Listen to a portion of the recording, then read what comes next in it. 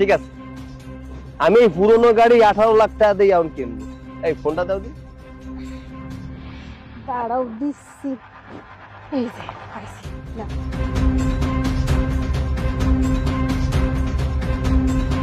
এই শোন, আমি রূপসা ব্রিজে আছি, একটা কাজ কর, এই 18 লাখ টাকা নিয়ে এই রূপসা ব্রিজে চলে আয়, আমি আর তোর ভাবি আছি। হ্যাঁ হ্যাঁ নিয়ে আয়। আচ্ছা রাখ, 10টা মিনিট দাঁড়ান, টাকা নিয়ে আসতে। কিসের 10 মিনিট? কে আসবে টাকা নিয়ে? বোকা পাইছিস না আমারে? এই উনার মনে হয় বিশ্বাস হচ্ছে না যে তুমি সত্যি সত্যি এই জায়গায় টাকা আনতে পারো। সে তো ব্যস্ত আর কিছু নেই, একটু তো ওয়েট করতেই হয় নাকি? ঠিক আছে, আমি এখানে 5 মিনিট দাঁড়াচ্ছি, দেখি তোর কে টাকা নিয়ে আসে। এ ছোট ভাই, তুমি চলে আইছো? এই দেখো, এই বিটা সেই সময় তোমার বাইরে ইচ্ছা মতো অপমান করে যাচ্ছে। এই তুমি একটা কাজ করো, ওই টাকা কোটা নিয়ে ওর পাপ ধরে ডালে দাও ওই জায়গায়। ঠিক আছে ভাবি, আমি তো চলেই আইছি, টাকা এখনই ঢেলে দিচ্ছি।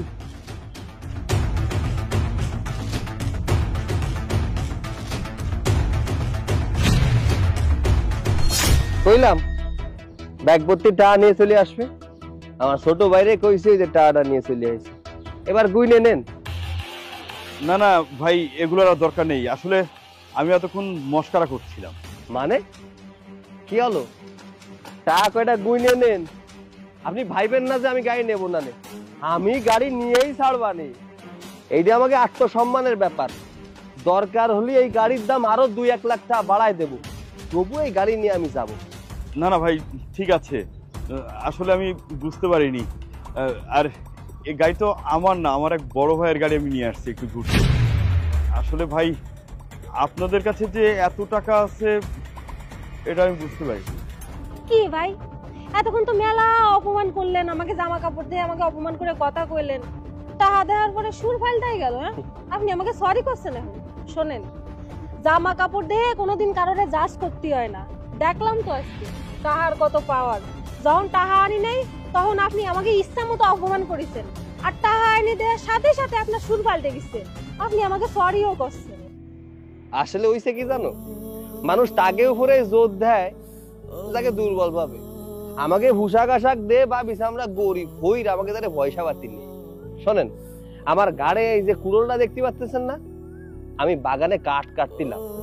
এই কুড়াল কুদালের যে কতটা শক্তি তা আপনারা জানবেন না, কারণ মাঠে ঘাটে তো কোনোদিন কাজ করেননি।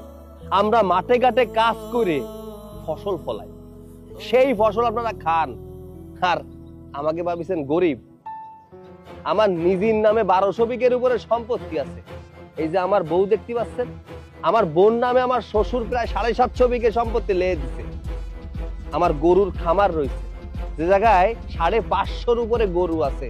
আমার আশের খামার রয়েছে। আমার কত দিক দিয়ে টা আসে আপনার কোনো ধারণা আছে? নেই, কারণ এইসব বিষয় আপনারা বুঝবেন না।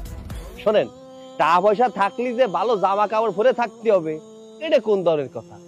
আমরা বাঙালি মানুষ, আমরা লুঙ্গি পরবো, মেয়েরা শাড়ি পরবে, এইটাই তো বিষয়।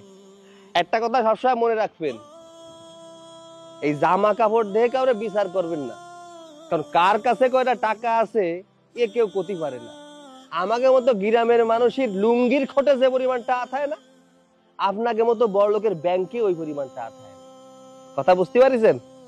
এই চলো যাই। আকাশ, তাহলে টাকা কয়টা সুন্দর করে গুছাই নিয়ে আয়। চলো বউ।